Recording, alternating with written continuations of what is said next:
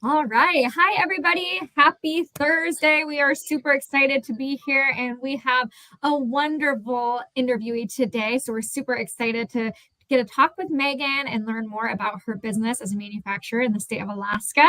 And of course, I have my wonderful friend, Kurt Anderson. How are you doing today, Kurt? Man, Sammy Joe, I am so excited for this wonderful conversation today. I'm not from Alaska. I wish I was. I'm like the adopted Alaskan, and I've had the honor and privilege of meeting Megan in person, and she is a powerhouse.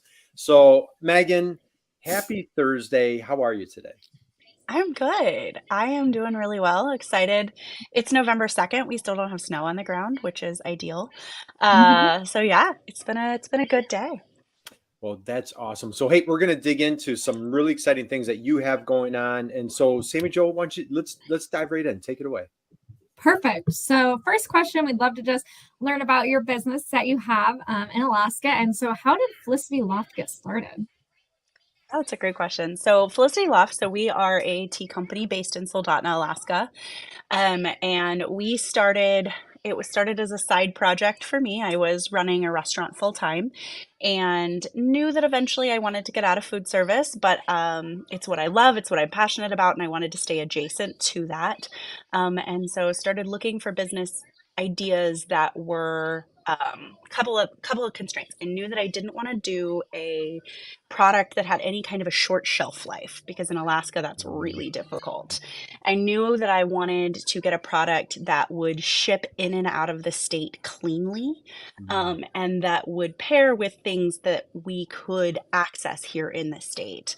And it was kind of this coinciding with like more and more tea in my life. I was drinking more tea. I had more people around me that were drinking tea, kind of going on this tea journey. And then at the same time, I was also kind of marinating ideas of like what the next part of my life would look like. And at some point, it sort of merged in my brain of like, oh, I could do this. This would be fun. And so yeah, it was kind of this slow evolution process of this is what I want to do. And when I first started, I actually thought I was just going to be doing maybe some tea retail, and then like eventually years down the road, I would create my own blends. And then I started blending just to understand tea more as I was taking some classes, getting certifications as like a tea specialty certification, and I started doing some blends and I was like, oh, I love this. This is like cooking. Like I love this. And I was like, I'm gonna start with like 6 blends. And within 6 months I had 12. Um, so it was just so much fun. And I really enjoyed it. And it paired this amazing thing that I loved, which was, providing a source of comfort for people, that background that came out of from the food service world, but then also being able to utilize Alaskan ingredients, Alaskan to support Alaskan farmers, other Alaskan businesses. So the business has really started its focus more on our wholesale customers. We wanted to be something that retail customers or retailers in the state of Alaska could put on their shelves and sell, that would make them money. So it would have a good markup on it, that Mhm. it would have beautiful packaging, something that would draw their customers' eyes and say, oh, this is gorgeous. I want to pick this up.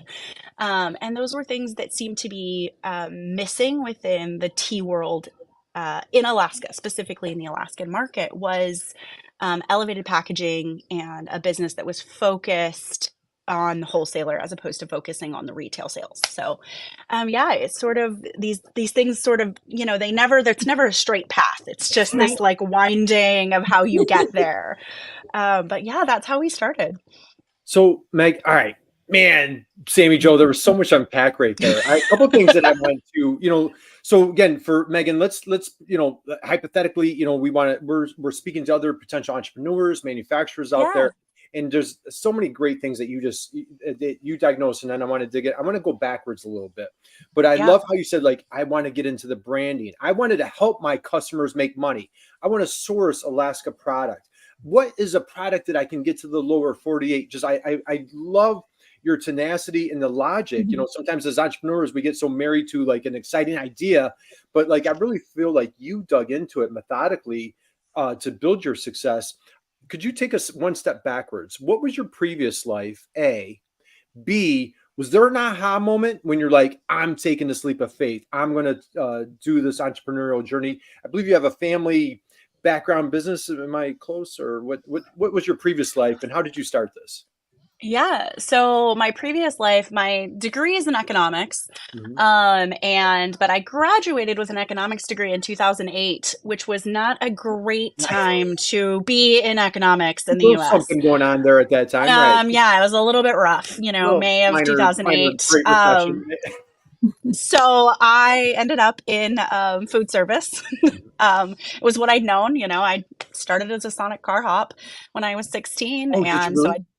I worked in restaurants and stuff through college, and so I ended up back in food service, and then ended up spending the majority of my adult career in different forms of food service management, and then I owned a restaurant for almost a decade here on the peninsula. Yep. And a big part of that for me was having a space in our small town that could be utilized, not just like a restaurant that everybody loves, which is, that's what you always want, but there was really a community space. And so that for me I was very involved with community, very involved. We had a space that we sort of just opened up to like, come use it. It's here. It's pretty quiet in the evenings because we were more of a lunch spot. So here's this space, Trout Unlimited, you want to have meetings here? Come on. Girl Scout moms, you want to have meetings here? Come on. And so coming out of I think like the background of just being a part of a community, of working with a lot of farmers, trying to get as much food product from the local area into the restaurant. Those connections really led me to knowing what I wanted to do next was to still be a part of the wholesale community, or a part of the community in Alaska, but more on a wholesale end, because restaurants are tiring. They're taxing. They are a lot of work to do them well. And I needed to be able to make my own schedule a little bit more. I'd become a mom in that time period and wanted a little bit more flexibility. Manufacturing's not any less work, but I do have more control over my schedule. Nice. Okay. Thank you. Thank you for filling in that gap. I love it. Sammy Joe, let's keep the party rolling. What do you have next for us?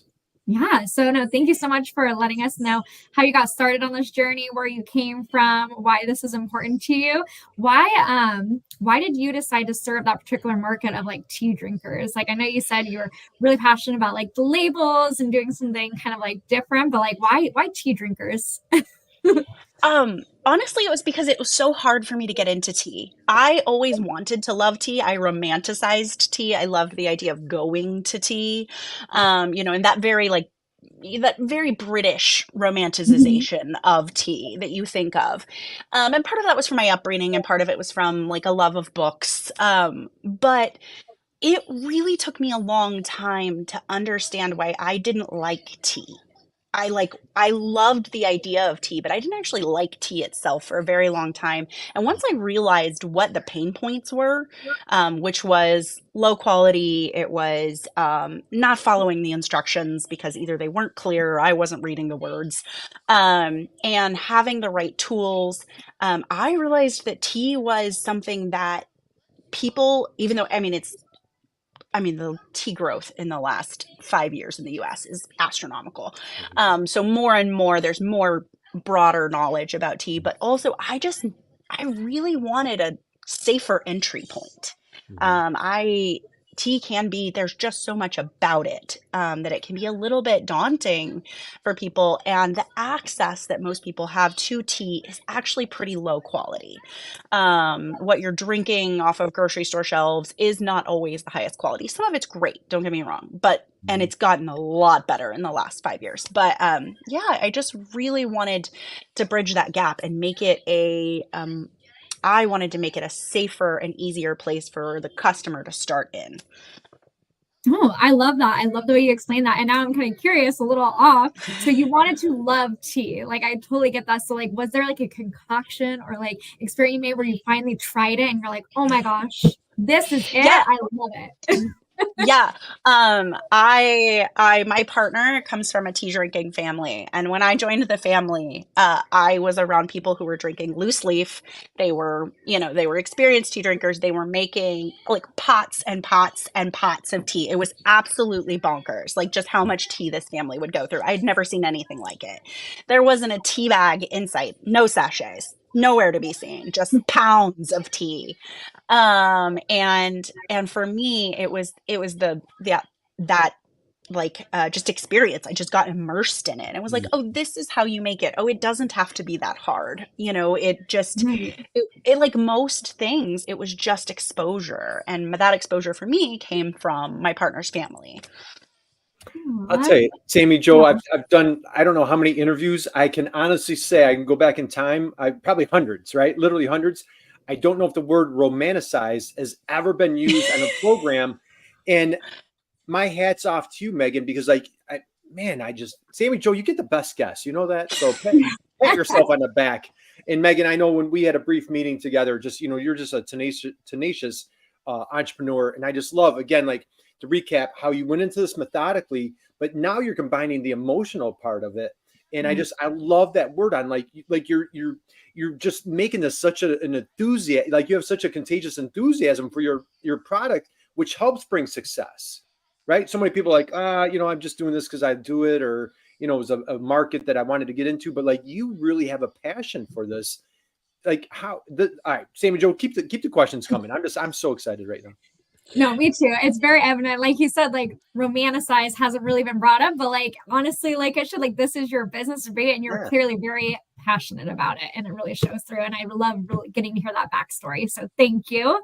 Yeah. So moving forward, with your tea, what sets you apart from your competitors?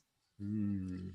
Oh, it sets me apart from my competitors. Honestly, right now, in the state of Alaska, the thing that sets me apart from my competitors is my packaging. That is the thing that is definitely, there's a lot of really great tea in the state. There's a lot of people using Alaska ingredients in a really cool way.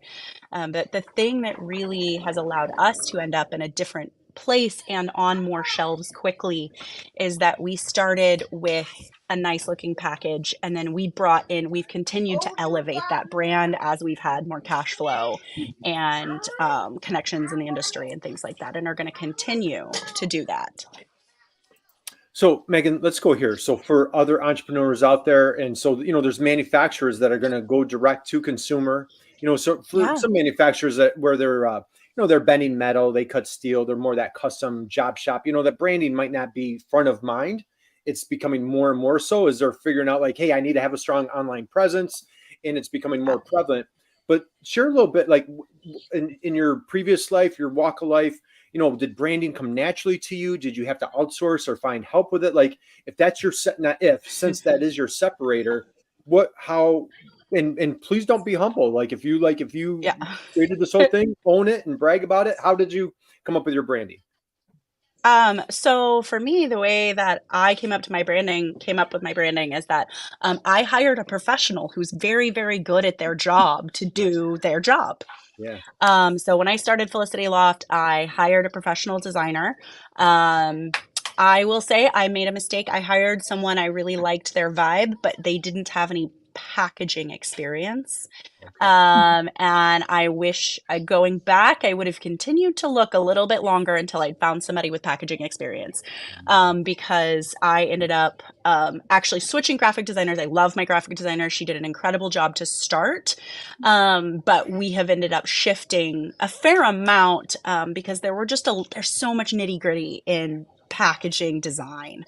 Mhm. And I really needed to work with somebody who had that experience. So for me, I'm not like a graphic designer. I have always had a pretty good idea of what I want. I know what I like when I see it.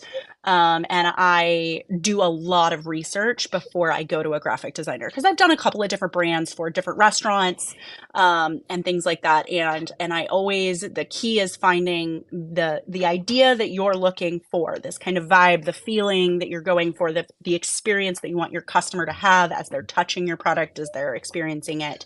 And then finding the right designer to match that, because there are incredible designers everywhere.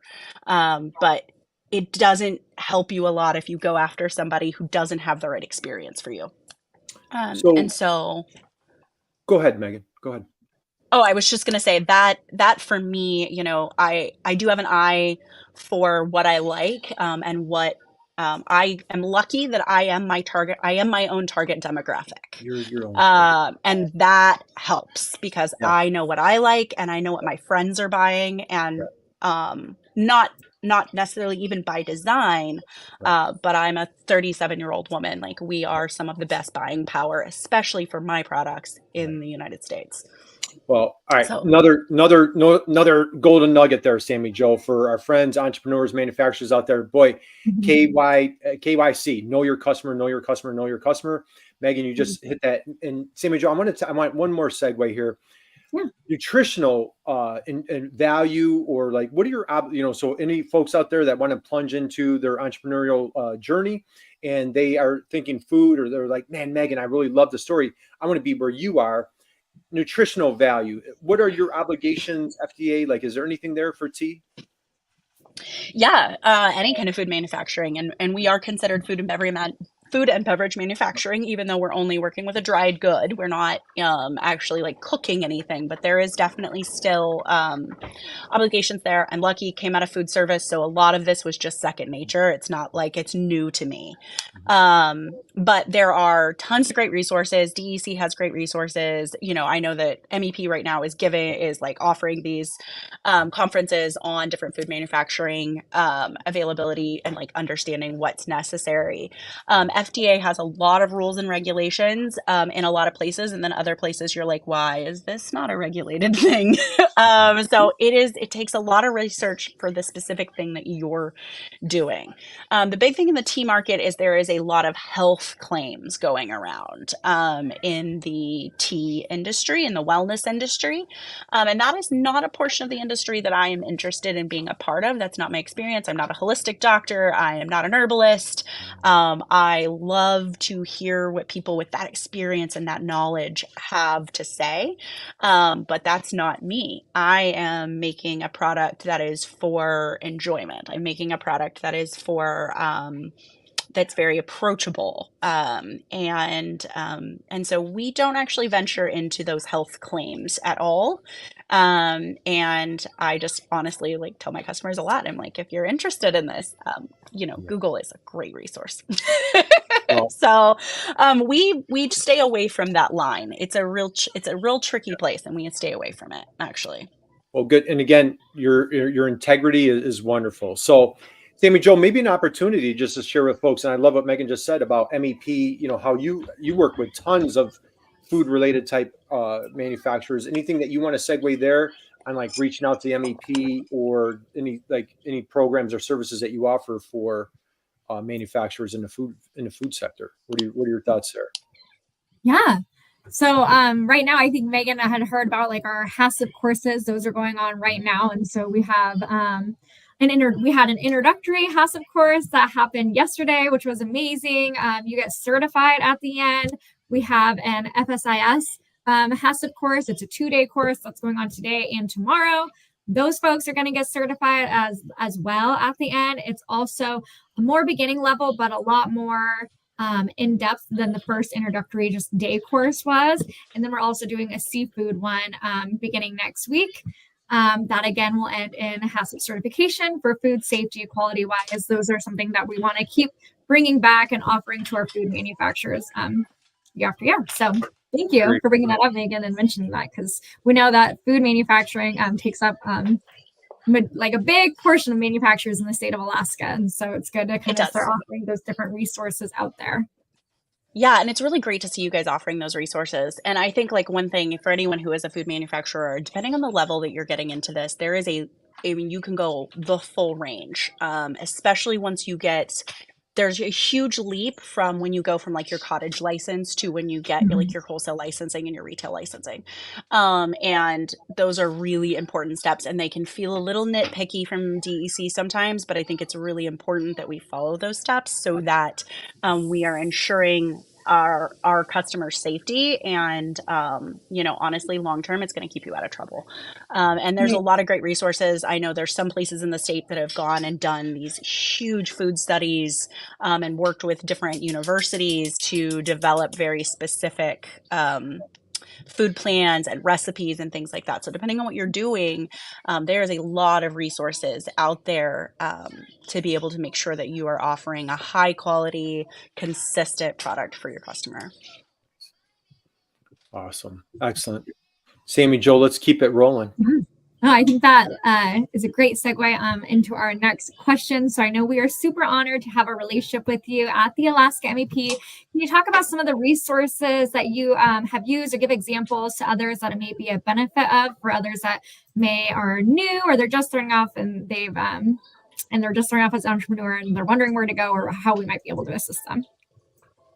Yeah, absolutely. So big one for me, this is like a huge, huge shift in my business, is that I started in January of last year this year, so 2023, working with MEP on a very specific project, and that was to find a piece of machinery so I did loose leaf for the first few years of my business, and it became very apparent very quickly that customers, especially people who are traveling, so a lot of people in Alaska, were looking for a sachet. So not just a loose leaf, but a sachet. And to do that, you can outsource it, but I wanted to do it myself. I wanted to be manufacturing this product in Alaska as much as humanly possible.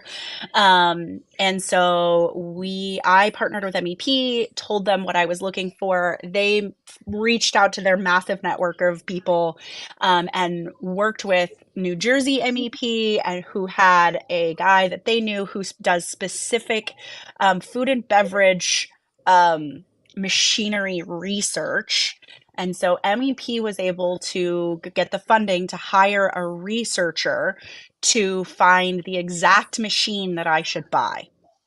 And I had a machine that I was about to purchase. It was $90,000.